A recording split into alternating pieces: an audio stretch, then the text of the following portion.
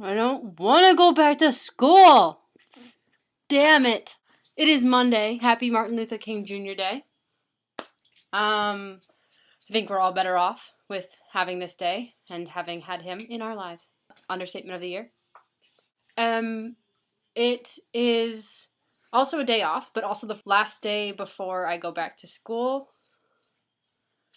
I've had a month off, but apparently that's not enough. And so I thought I would talk about books that I've read in school. Now, upon reflection, I don't think I quite enjoyed a lot of books in high school that I read. I did like Frankenstein a ton, but I also read that in college. I really liked Grapes of Wrath and Night. Lord of the Flies grew on me. Hated Austen. I can't handle Pride and Prejudice. Everyone's like, I love it, and I'm sorry if you're one of those people. But I want to vomit. And I think it's because when we talked about it in class, it wasn't an academic discussion. This was junior year of high school. It was like, oh my god, Mr. Darcy. And I was like, I'm not learning anything. I also don't like the Bronte stuff. Did not like Of Mice and Men. Puppies died. I think that reading the classics in high school was awesome, and I really appreciated it because now I can look back and say, like, even if I didn't like this, I learned something. I sort of know what I learned. I feel like I'm a better person for it, even if I didn't like the books. I actually never read Ethan Frome. That was the one book in high school that I just didn't even try. I was just kind of like, pfft. But I think a lot of people did that. Books that I read in college, the one that stands out to me the most, because I didn't take freshman English, like tested out of it. The books that I'm reading are usually textbooks, except for the occasional sociology class that actually assigns a book, which is phenomenal. Rep in sociology, as a discipline.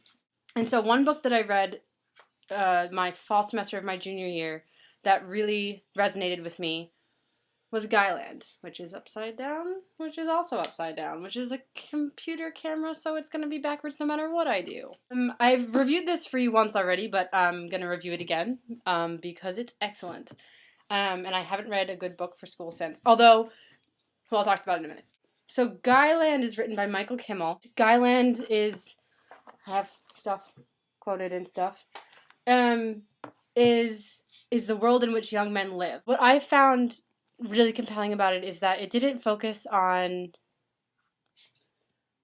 what I expected it to focus on. I was taking sociology of gender, and I expected us to read a book about women.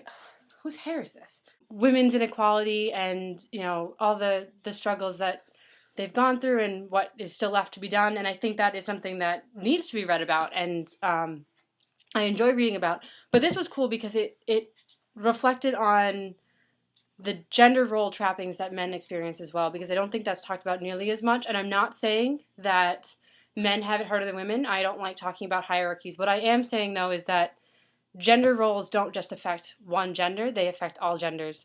And this book did a phenomenal job of highlighting those and showing, how our expectations for men are not things that just affect men, but also affect other genders and society as a whole. I read it in this class, and I think half of which was actually men, or identified as men.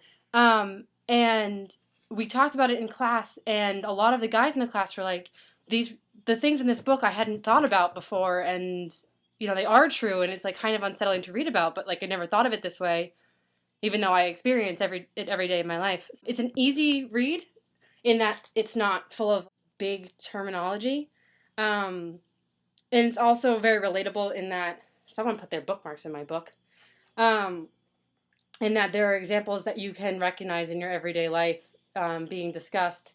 So I would say if you're looking for a book to read for fun, but that feels like school, so you don't feel like you're just procrastinating and dicking off, I highly recommend Guyland. And if you want to learn a thing or two, I recommend Guyland because I certainly learned a thing or two. So, to our war. I was not prepared because Erica's straightening her hair. Okay, those ones I've already played. So let's try that. Damn. We're not supposed to use the F word, but sometimes it just slips out. I have a 4 of hearts, so I lose again. But I'll be back.